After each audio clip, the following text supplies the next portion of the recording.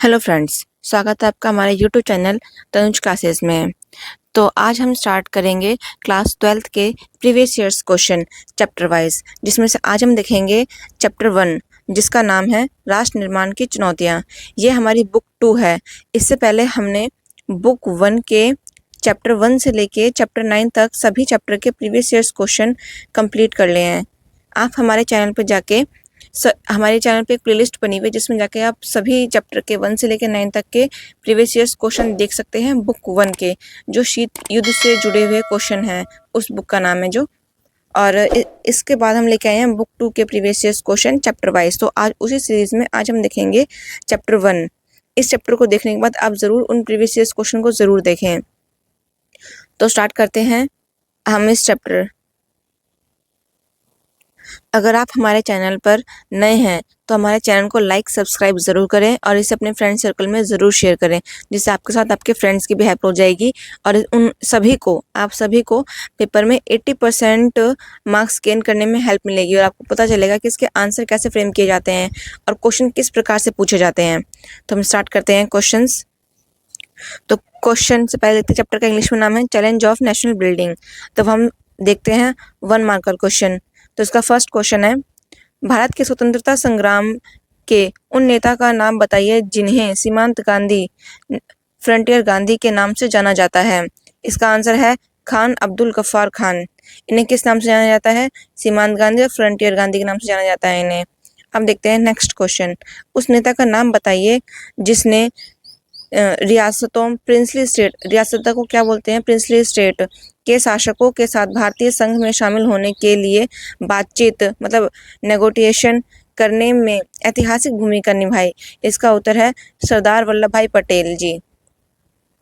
Next question है, राज्य पुनर्गठन आयोग 1953 स्टेट और रीऑर्गेनाइजेशन स्टेट्स की मुख्य सिफारिशों का उल्लेख करें।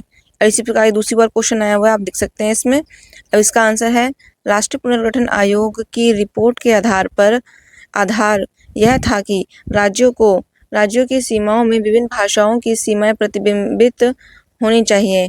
मतलब जो राज्य की सीमाएं हैं उसमें सिर्फ एक राज्य की सीमा, एक स्टेट की सीमा भाषा नहीं होनी चाहिए, सभी की भाषाएं झलकनी चाहिए उसके अंतर्गत। अब देखते हैं नेक्स्ट क्वेश्चन। मुस्लिम लीग द्वारा प्रस्तुत द्विराष्ट्र सिद्धांत 2 नेशन थ्योरी क्या है? द्विराष्ट्र सिद्धांत, ये क्वेश्चन बहुत इंपॉर्टेंट चैप्टर के अकॉर्डिंग। इसका आंसर देख लेते हैं। 2 राष्ट्र सिद्धांत के अनुसार भारत में एक नहीं बल्कि 2 लोग थे, हिंदू और मुसलमान। इसलिए इसने मुसलमानों के लिए एक अलग देश पाकिस्तान की मांग करी। मुस्लिम लीग, जैसे कि आप जान सकते हैं कि इसके लीडर थे जिन्ना साहब। नेक्स्ट क्वेश्चन है, भारत की किन 4 रियासतों ने शुरू में भारतीय संघ में शामिल होने का विरोध किया था? भारतीय संघ मतलब इंडियन यूनियन। इसका उत्तर है जूनागढ़, हैदराबाद, कश्मीर और मणिपुर की रियासतों ने शुरू में भारतीय संघ में शामिल होने का विरोध किया था। मतलब ये 4 स्टेट हैं जिन्हें इंडिया में शामिल करने के लिए सबसे ज़्यादा डिफिकल्टीज का सामना करना पड़ा था सरदार पटेल जी को। और उसके बाद भी जो आगे लीडर आए उनके लिए, जैसे कि कश्मीर का टॉपिक देख सकते हैं, अभी रिसेंटली इसको हमारे देश में इंक्लूड किया गया है आर्टिकल 370 को रिमूव करके। अब देखते हैं नेक्स्ट क्वेश्चन। क्वेश्चन है, आप विलय पत्र इंस्ट्रूमेंट ऑफ एसेंशन से आप क्या समझते हैं? इसका आंसर है विलय पत्र 1947 में बनाया गया एक कानूनी दस्तावेज है। पहली बात तो ये क्या है, जो विलय पत्र है ये एक कानूनी दस्तावेज है। इसे भारत सरकार द्वारा रियासतों को सौंपा गया था। भारत सरकार ने इसे रियासतों मतलब प्रिंसली स्टेट को सौंपा था, जिस पर अधिकांश शासकों ने हस्ताक्षर किए थे। अधिकांश शासक मतलब स्टेट के शासक, उस राज्य के शासक थे, उन्होंने इस पर अपने सिग्नेचर कर दिए थे। अब देखते हैं next question. Tourist with destiny भाषण कब और किसने दिया था? इसका उत्तर है ट्रिस्ट विद डेस्टिनी भाषण 14-15 अगस्त 1947 की मध्य रात्रि को जवाहरलाल नेहरू जी द्वारा दिया गया था। 14-15 अगस्त इस दिन क्या हुआ था? भारत आज़ाद हुआ था। इसकी मध्य रात्रि को, इसे 14 को पाकिस्तान अपना स्वतंत्रता दिवस मनाता है और 15 को भारत अपना स्वतंत्रता दिवस मनाता है। इसलिए इन दोनों की मध्य रात्रि के दिन जो नेहरू जी द्वारा भाषण दिया गया था उसे ट्रिस्ट विद डेस्टिनी के नाम से जाना जाता है। नेक्स्ट क्वेश्चन स्टार्ट होते हैं 2 मार्कर। इसका फर्स्ट क्वेश्चन हो जाता है, जबकि देश के बाकी हिस्सों में को 1950 के दशक में भाषाई आधार पर पुनर्गठित रीऑर्गेनाइजेशन ऑन लिंग्विस्टिक लाइन मतलब भाषा के आधार पर गठित किया गया था, पंजाब को 1966 तक इंतजार क्यों करना पड़ा? इसका उत्तर देखते हैं। पंजाब को छोड़कर देश के बाकी हिस्सों को 1950 के दशक में भाषाई आधार पर पुनर्गठित किया गया था। निम्नलिखित कारणों से पंजाब को 1966 तक इंतजार करना पड़ा। अब इसके कारण देख लेते हैं। पहला कारण है, पंजाब में 2 भाषाई समूह थे, हिंदी भाषी और पंजाबी भाषी। नेक्स्ट पॉइंट है, पंजाबी भाषी लोगों ने अलग राज्य की मांग करी, अतः 1966 में हरियाणा और हिमाचल प्रदेश को पंजाब से अलग कर दिया गया। मतलब ये 2 स्टेट हैं जो पंजाब से अलग हुए हैं और इसलिए पंजाब में भाषा देर से क्यों बनी, क्योंकि वहाँ पे 2 लैंग्वेज थी, एक तो हिंदी थी और एक दूसरी पंजाबी थी। बाकी जो स्टेट है, सबसे पहले जो राज्य बना उन सभी में एक-एक अपनी-अपनी भाषाएं थी, इसलिए वो जल्दी बन गया, पर पंजाब में 2 भाषाएं थी। इसलिए क्वेश्चन अलग से फ्रेम किया गया पंजाब के बारे में स्पेशली पूछा गया है इसमें। अब देखते हैं नेक्स्ट क्वेश्चन। 1946 में भारत के विभाजन पार्टीशन ऑफ इंडिया के किन्हीं 2 परिणाम कंसिक्वेंसेस के बारे में बताना है, पहचान करें। इसका उत्तर है 1947 में भारत के विभाजन के 2 परिणाम निम्नलिखित हैं। फर्स्ट है, सीमा की दोनों ओर हत्याएं और अत्याचार हुए थे। सेकंड पॉइंट है, देश के राजनीतिक विभाजन के कारण प्रशासनिक विफलता हुई थी। एक तो जब जैसे सपोज ये इंडिया है और ये पाकिस्तान है, जब इन देशों में लोगों की आवाजाही हो रही थी तो इस दौरान काफ़ी सारी हत्याएं हुई थी। अत्याचार मतलब महिलाओं के साथ बहुत दुराचार किया गया था इस टाइम पर। अब नेक्स्ट पॉइंट जो बनता है इसका राजनीतिक विभाजन के कारण प्रशासनिक विफलता, मतलब इस टाइम जो कारण बन रहे थे वो एकदम सही तरीके से लागू नहीं हो पा रहे थे। जो लोग इस बातों को मानने, लोग जबरदस्ती किसी दूसरे के मकान पर अधिग्रहण कर रहे थे। इसके बाद में सरकार ने अपने प्रशासनिक कानून लागू करे कि किसके पास कितनी ज़मीन वगैरह होनी चाहिए। अब देखते हैं नेक्स्ट क्वेश्चन। 2 राष्ट्र सिद्धांत 2 नेशंस थ्योरी का क्या अर्थ है?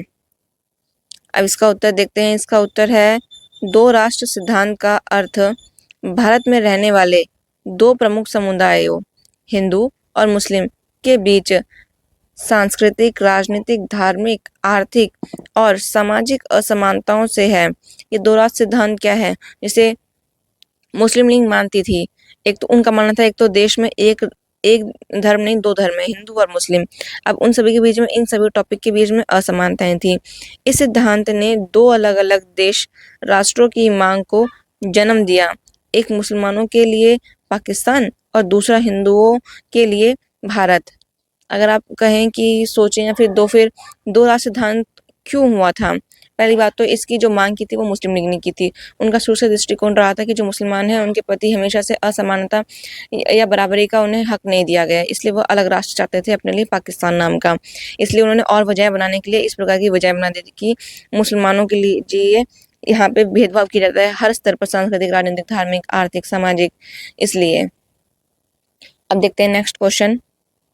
रियासतों प्रिंसली स्टेट्स से क्या तात्पर्य था? स्वतंत्रता के समय भारत में कितनी रियासतें थीं? ये क्वेश्चन है, इसका आंसर देख लेते हैं। औपनिवेशिक काल के दौरान राजकुमारों द्वारा शासित कई बड़े और छोटे राज्य थे जिन्हें रियासतें कहा जाता था। स्वतंत्रता के समय 565 रियासतें थीं। ये इम्पोर्टेंट है, इसको आप हाईलाइट कर लीजिएगा, 565। ठीक है। और रियासतें होती क्या है? जिसमें राजकुमार द्वारा शासन किया जाता है, चाहे वो छोटे हों चाहे बड़े हों, उसमें कोई सरकार नहीं होती है, सिर्फ जो राजा ने क्या दिया वही बात माननी होती है। अब इस प्रकार हम देखते हैं नेक्स्ट क्वेश्चन। क्वेश्चन है, भारत में रियासतों का एकीकरण मतलब प्रिंसली स्टेट का यूनिफिकेशन में सरदार पटेल द्वारा निभाई गई भूमिका, रोल प्ले की व्याख्या करें। मतलब जो सरदार पटेल द्वारा रोल प्ले किया गया था उसके बारे में बताना है। ये क्वेश्चन का दूसरा टाइप है, आप देख सकते हैं इसमें। अब इसका आंसर देख लेते हैं। सरदार पटेल ने भारत में रियासतों के एकीकरण मतलब यूनिफिकेशन में निम्नलिखित भूमिका निभाई है। इसका आंसर देख लेते हैं। फर्स्ट पॉइंट है इसका, उन्होंने कूटनीतिक मतलब और बातचीत के माध्यम से रियासतों के विलय पत्र प्राप्त किए। सेकंड पॉइंट बनता है, उन्होंने हैदराबाद, जूनागढ़, मणिपुर, कश्मीर राज्यों के में विलय के लिए बल और अनुनयन का प्रयोग किया। मतलब जो सरदार पटेल जी थे उन्होंने भारत के एकीकरण के लिए साम दाम दंड भेदी चारों प्रकार की नीति का पालन करा, जिससे कि वे भारत को एकजुट कर पाए। उसी क्रम में उन्हें भी ये 4 स्टेट के मतलब जो अपने-अपने मांग नियम थे वो उनको झेलना पड़ा। उन्होंने इस चीज़ से बातचीत वगैरह की थी इन्हें। सबसे ज़्यादा समस्या उन्हें यहीं पे आई थी। अब देखते हैं नेक्स्ट क्वेश्चन 4 मार्क का है जो। इसका फर्स्ट क्वेश्चन है विभाजन। पार्टीशन के बाद हैदराबाद राज्य भारतीय संघ का हिस्सा कैसे बना? ये क्वेश्चन बताना है इसमें कि हैदराबाद का मतलब भारत में विलय कैसे हुआ? इसका उत्तर है हैदराबाद रियासतों में सबसे बड़ी रियासत थी। पहली बात सबसे बड़ी रियासत थी ये, जो दक्षिण भारत के लगभग 1/3 हिस्से पर फैला हुआ था। ये इसका 1/3 पार्ट था साउथ में। इंडिया के में 1/3 पार्ट पे ये फैली हुई थी। निज़ाम जो इसका हैदराबाद का शासक था ने भारत सरकार के साथ स्टैंड स्टिल समझौते पर हस्ताक्षर किए। ये आप समझौता याद रखना किस पे उसने हस्ताक्षर किए थे। भारत की आज़ादी के बाद राज्य एक स्वतंत्र राज्य के रूप में उभरा। मतलब जब भारत की आज़ादी हुई 1947 में, उसके बाद भारत एक स्वतंत्र राज्य के रूप में उभरा। हैदराबाद में कई आंदोलन हुए, राज्य विशेष रूप से तेलंगाना क्षेत्र में, जहां निजाम द्वारा कई किसानों को पीड़ित और उत्पीड़ित किया गया। ये उसके अत्याचार थे निजाम के, जो उसके द्वारा किए जा रहे थे वहाँ की जनता पर। इसका नेक्स्ट पॉइंट है निजाम ने अपने अर्धसैनिक बल रजाकरों को भेजा। ये उसकी पर्सनल वो थी सेना निजाम की। रजाकरों ने विशेष रूप से गैर मुस्लिमों की हत्या, बलात्कार और लूटपाट की। इनको ये विशेष काम दिया हुआ था, मतलब उनको मांग मनवानी थी, चाहे वह कैसे भी मनवाए। इसलिए केंद्र सरकार ने स्थिति से निपटने के लिए सेना को आदेश दिया। 13 सितंबर 1948 को भारतीय सेना ने हैदराबाद में मार्च किया और 17 सितंबर 1948 को हैदराबाद ने आत्मसमर्पण कर दिया। ज़्यादा टाइम नहीं लगाया, 13 to 17 में ही सारा काम हो गया। इस तरह विभाजन के बाद हैदराबाद भारतीय संघ का हिस्सा बन गया।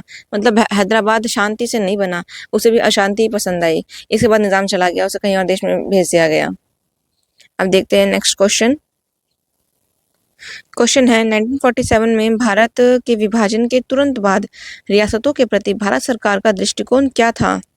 इसका आंसर है भारत सरकार की स्वतंत्रता के समय 565 रियासतें थीं। विभाजन के तुरंत बाद सांप्रदायिक हिंसा अपने चरम पर थी। इस माहौल में रियासतों के प्रति सरकार का दृष्टिकोण निम्नलिखित 3 विचारों से निर्देशित था। अब इसके पॉइंट देख लेते हैं। सबसे पहले है अधिकांश रियासतों के लोग स्पष्ट रूप से भारतीय संघ का हिस्सा बनना चाहते थे। मतलब जितनी भी रियासतें हमारे भारत एकजुट हुई थी, उनमें से अधिकांश लोग भारत का ही हिस्सा बनना चाहते थे, पाकिस्तान में जाना नहीं चाहते थे। और इस जनसंख्या में पाकिस्तानी लोग मतलब मुसलमान लोग ही भी शामिल थे। अब देखते हैं नेक्स्ट पॉइंट।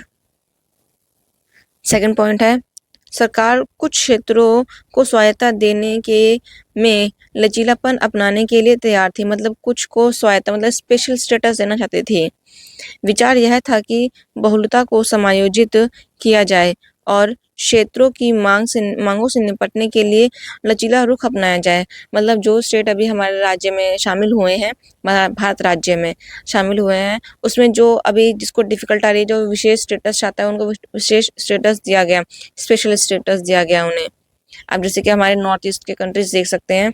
नेक्स्ट और लास्ट पॉइंट है इसका विभाजन की पृष्ठभूमि में जिसमें क्षेत्र के सीमांकन पर विवाद को केंद्र में ला दिया। राष्ट्र की क्षेत्रीय सीमाओं का एकीकरण और सुदृढ़ीकरण सर्वोच्च महत्व प्राप्त कर चुका था।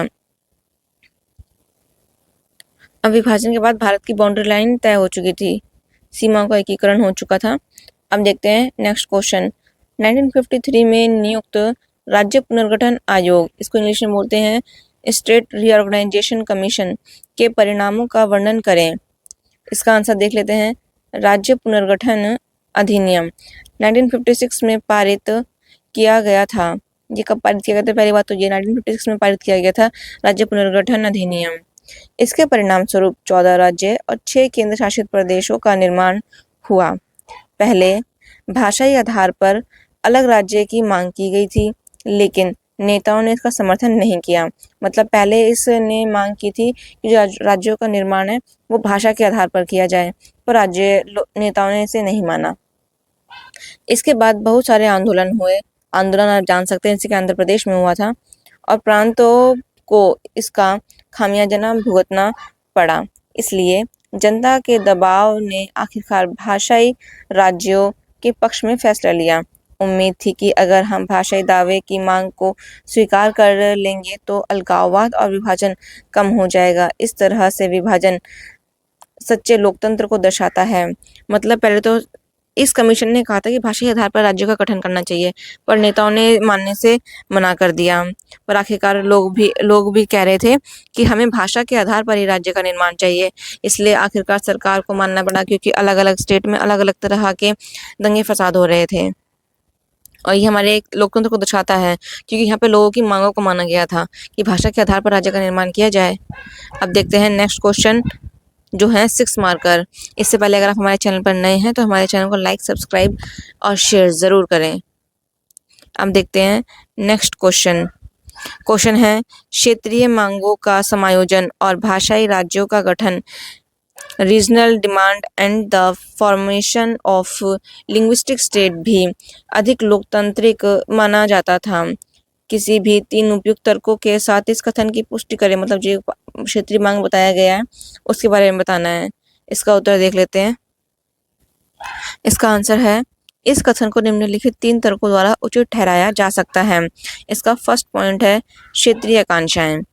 लोकतांत्रिक राजनीति का एक अहम हिस्सा है क्षेत्र की आकांक्षाएं। क्षेत्रीय मुद्दों की अभिव्यक्ति कोई अपवाद या असामान्य घटना नहीं है। भारत जैसे विशाल और विविधतापूर्ण लोकतंत्र को नियमित आधार पर क्षेत्रीय आकांक्षाओं से निपटना चाहिए। विविधता मतलब कोई एक धर्म नहीं है हमारे देश में। हमारे देश में सभी धर्म और बहुत सारी भाषाओं वाले लोग रहते हैं, इसलिए भारत को विविधतापूर्ण देश भी कहा जाता है।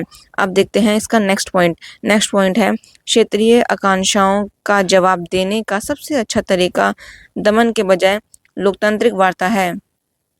मतलब अगर हमें क्षेत्रीय आकांक्षा को पूरा करना है तो उसे हम दमन के द्वारा नहीं, क्षेत्रीय आकांक्षा और बातचीत के द्वारा हम उसका समाधान निकाल सकते हैं। अब इसका नेक्स्ट पॉइंट है, आर्थिक विकास में क्षेत्रीय असंतुलन क्षेत्रीय भेदभाव की भावना को बढ़ाता है। क्षेत्रीय असंतुलन भारत के विकास अनुभव का एक तथ्य है। मतलब आर्थिक विकास, अगर हम आर्थिक विकास में समानताएं बरतते हैं तो इससे क्षेत्रीय असमानताएं जो उसको दूर किया जा सकता है और क्षेत्रीय असंतुलन भेदभाव को भी कम किया जा सकता है, जिससे क्षेत्र के विकास के साथ में देश में एक समानता मतलब एकता भी बनी रहेगी।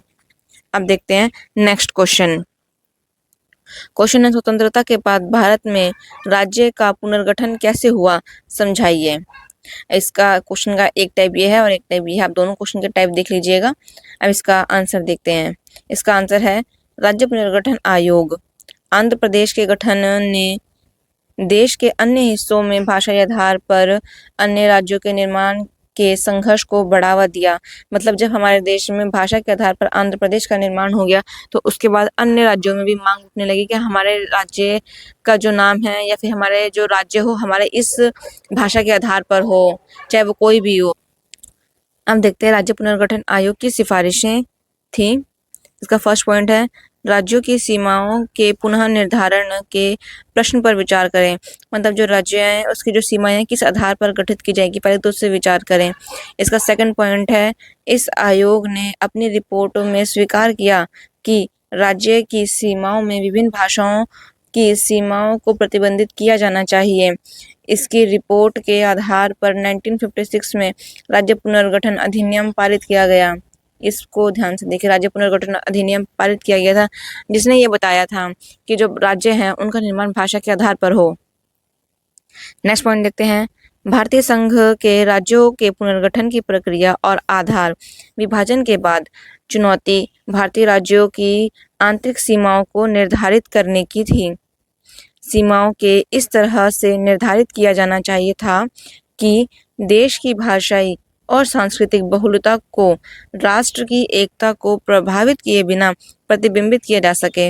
मतलब देश की एकता को बनाए रखने के लिए भाषा को इस प्रकार से लाना था जिससे कि ना तो भाषा पर प्रभाव पड़े और ना ही उस राज्य की संस्कृति को कोई प्रभाव पड़े। भारतीय राष्ट्रीय कांग्रेस और कई नेताओं ने नए राज्यों की सीमाओं के पुनर्गठन के रूप में भाषाई सिद्धांत की मान्यता दी। मतलब राज्य पुनर्गठन आयोग के अलावा किसने कहा था कि भाषा के आधार पर, उसमें कई सारे नेताओं ने कहा था जिसमें कांग्रेस भी शामिल थी। नेक्स्ट पॉइंट देखते हैं। लेकिन हमारे देश ने यह भी महसूस किया कि भाषा के आधार पर राज्यों के निर्माण से व्यवधान और विघटन पैदा हो सकता है तथा इससे देशों के समक्ष मौजूद अन्य सामाजिक और आर्थिक चुनौतियों से ध्यान हट जाएगा।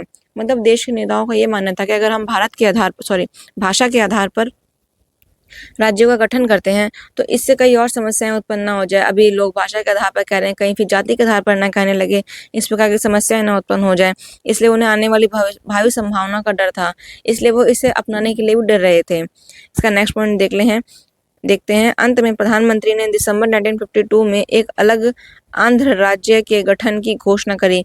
फाइनली भाषा के आधार पर पहले राज्य का गठन हुआ आंध्र प्रदेश का, और भाषा कौन सी थी? भाषा शायद इसकी तेलुगु थी, यह आंध्र राज्य का नाम है। अब इसका नेक्स्ट पॉइंट देखते हैं। 1956 के बाद गठित नए राज्य थे।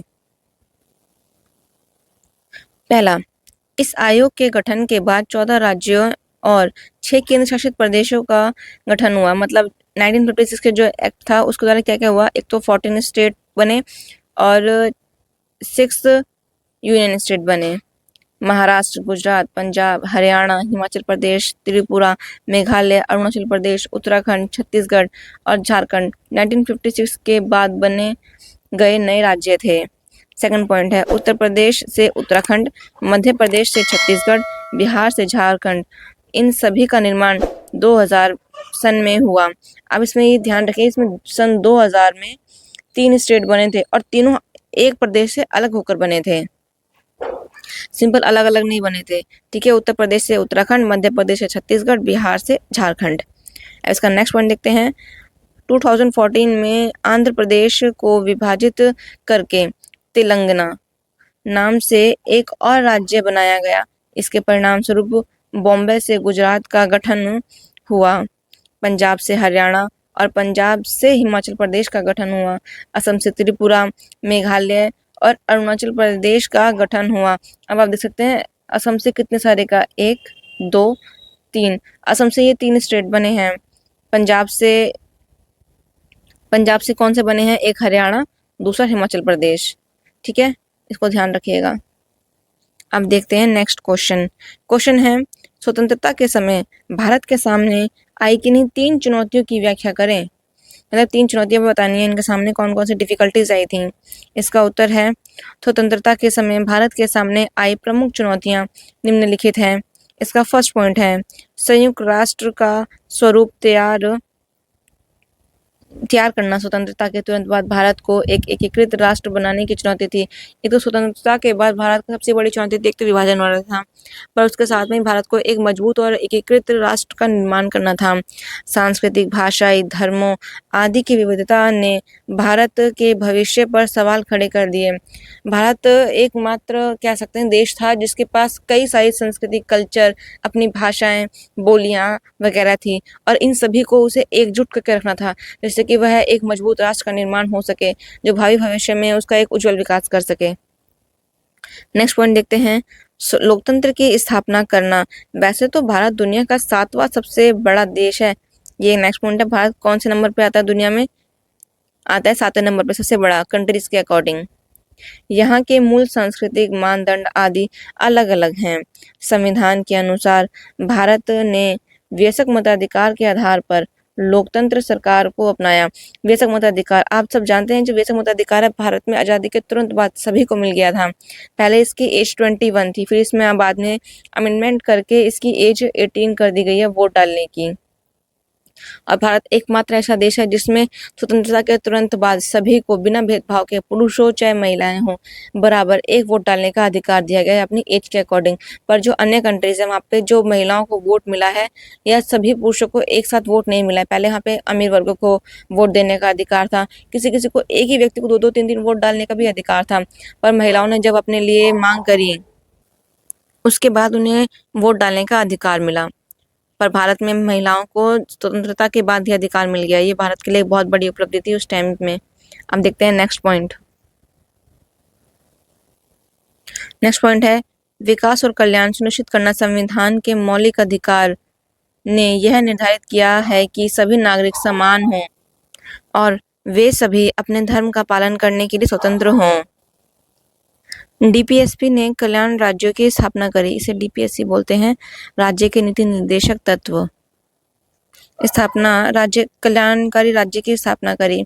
हालांकि संविधान की प्रस्तावना में यह निर्धारित किया गया था कि समाज के विकास के लिए न्याय, स्वतंत्रता, समानता और बंधुत्व के सिद्धांतों को अपनाया गया था। हालांकि चुनौती यह भी थी कि गरीबी को कैसे दूर किया जाए और लोगों की भागीदारी के माध्यम से भारत की अर्थव्यवस्था को कैसे विकसित किया जाए। मौलिक अधिकार हमारे फंडामेंटल राइट्स या जानते हैं आप आर्टिकल, ये हमारे भाग 3 के अंतर्गत हैं। भाग 3 के अंतर्गत हमें सभी स्वतंत्रता के अधिकार दिए गए हैं। स्वतंत्रता, समानता और इसमें है आपका शोषण के विरुद्ध अधिकार है, संवैधानिक उपचार का अधिकार है। इस प्रकार के सारे अधिकार दिए गए हैं जिससे हम अपने मौलिक अधिकारों का पूर्ण उपयोग कर सकते हैं। और इसके खिलाफ अगर कोई भी आपके खिलाफ जाता है तो उसके लिए आप सीधा न्यायालय, सुप्रीम कोर्ट तक जा सकते हैं। इतनी पावर है इन मौलिक अधिकारों में। अब देखते हैं नेक्स्ट पॉइंट। रियासतों के एकीकरण। आज़ादी के बाद 565 रियासतें थी। स्वतंत्रता अधिनियम 1947 के अनुसार ब्रिटिश सरकार 2 राष्ट्र भारत और पाकिस्तान में विभाजित हो गई। जो ब्रिटिश भारत था वो 2 पार्ट में बट गया, पाक और इंडिया और पाक में बट गया। और रियासतों को दोनों देशों में विलय कर दिया गया। अब रियासतें दोनों देशों में इक्वली नहीं, मतलब बट गई, थोड़ी उधर गई, आधी से ज़्यादा हमारे देश में आई। या स्वतंत्र रखा जा सकता था। हाँ, जो ये ब्रिटिश भारत था, इसने जो हमारी जो प्रिंसली स्टेट थी उनके सामने इन्होंने 3 मांग रखी, 1 2 3। पहला था या तो आप इंडिया में शामिल हो जाओ, सेकंड था या तो आप पाकिस्तान में शामिल हो जाओ, या फिर थर्ड था आप स्वतंत्र रहो, इंडिपेंडेंट रहो। ठीक है, इनके सामने 3 मांग थी। आधों से ज़्यादा ने ये 2 मांग मांगी, जो ये बच गई स्वतंत्र रहने की। आप उनका एग्जाम्पल हमारे भारत में देख सकते हैं, जूनागढ़ हो गया, हैदराबाद हो गया, इस टाइप की, कश्मीर हो गया, ये मांगे थी। अब देखते हैं इसका नेक्स्ट पॉइंट है अंग्रेज भारत को कई समस्याओं के साथ जोड़ कर गए। यह भारत के सामने खड़ी एक निश्चित और बहुत गंभीर चुनौती थी, क्योंकि रियासतों को 3 पार्ट में उन्होंने ऑप्शन दिए थे कि आप किसी भी एक ऑप्शन का चूज कर सकते हैं। पर ये भारत के लिए बहुत बड़ी चुनौती थी, क्योंकि भारत का मानना था कि भारत को एकजुट रखने के लिए सभी को एक साथ आना जरूरी है। और इनकी सबसे बड़ी समस्या उत्पन्न हो गई थी, जो कि 565 थी, 1 2 भी नहीं थी, 565 रियासतें थी हमारे देश में, प्रिंसली स्टेट्स। अब देखते हैं नेक्स्ट एंड लास्ट क्वेश्चन। इससे पहले आपको बता दूं, अगर आप हमारे चैनल पर नए हैं तो हमारे चैनल को लाइक सब्सक्राइब जरूर करें और इस चैप्टर के प्रीवियस ईयर क्वेश्चन और आने वाले प्रीवियस ईयर क्वेश्चन अपने फ्रेंड सर्कल में ज़रूर शेयर करें, जिससे आपके साथ आपके फ्रेंड्स को भी इन क्वेश्चंस के आंसर के बारे में पता चले, आंसर कैसे लिखते हैं, फ्रेम करते हैं, तो इसे शेयर ज़रूर करें। अब हम देखते हैं क्वेश्चन। भारत में लोकतंत्र का निर्माण की प्रमुख चुनौतियाँ क्या थीं? इसका उत्तर देखते हैं। भारत में लोकतंत्र के निर्माण की 3 प्रमुख चुनौतियां थी। यह इस प्रकार हैं। पहला है सांप्रदायिकता। भारतीय राजनीति प्रकृति में धर्मनिरपेक्ष है, लेकिन देश में सांप्रदायिकता पनपती रही है और अब यह भारतीय राज्यों की एक गंभीर समस्या बन गई है। भारत सभी धर्मों का सामना कर रहा है और प्रमुख धार्मिक समुदाय हिंदू, मुस्लिम, जैन, बौद्ध, पारसी, ईसाई और एंग्लो इंडियन हैं। मुसलमान सबसे बड़ा अल्पसंख्यक समुदाय है। देश के 80% से अधिक आबादी हिंदुओं की है। अधिकांश हिंदू नेताओं का मानना था कि भारत में विविध समुदाय नहीं हैं। देखिए, जब भारत आज़ाद हुआ, सबसे बड़ी सांप्रदायिकता क्या होती है, मतलब एक धर्म को मानने के लिए किसी दूसरे को उकसाना, इसे बोलना मतलब एक धर्म को मानने के लिए किसी को बल देना। जब भारत आज़ाद हुआ उस समय सांप्रदायिक दंगे हुए थे, हिंदू मुस्लिम दंगे आप कह सकते हैं, ये हुए थे। भारत के सामने गरीबी सबसे बड़ी समस्या थी और जो धर्म था एक तो ये समस्या बनी हुई थी। और हमारे देश में धर्म आप देख सकते हैं कि कौन कौन से धर्म थे, ये हिंदू, मुस्लिम, जैन, बौद्ध, पारसी एटसेट्रा ये धर्म थे और मुसलमान सबसे बड़ा धर्म था उनमें से। बाकी धर्मों में सबसे बड़ा धर्म जो था वो मुसलमानों का था, जिनकी आबादी हिंदुओं के बाद सेकंड नंबर पर थी। इसके बाद पर हिंदू कितने थे हमारे देश में? 80%। और जो हिंदू नेता थे उनका मानना था कि हमारे देश को विविधतापूर्ण नहीं है, सिर्फ हिंदुओं का देश है। अब देखते हैं नेक्स्ट पॉइंट। नेक्स्ट पॉइंट है जाति। यह भारत के लिए सबसे बड़ा खतरा थी, क्योंकि राजनीतिक दलों से के उम्मीदवार बहुसंख्यक मतदाताओं की जाति के ही होते हैं, जो जाति के आधार पर उनका समर्थन करते हैं। हालांकि राजनीतिक जातिवाद, ये वर्ड को आप थोड़ा फोकस कीजिएगा, राजनीतिक जातिवाद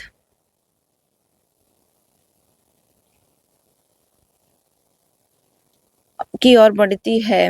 इसने जातिगत समीकरण में संतुलन लाया है, क्योंकि न केवल उत्पन्न जातियां बल्कि अन्य जातियां भी प्रतिनिधि लोकतंत्र में भागीदारी के लिए पात्र हैं।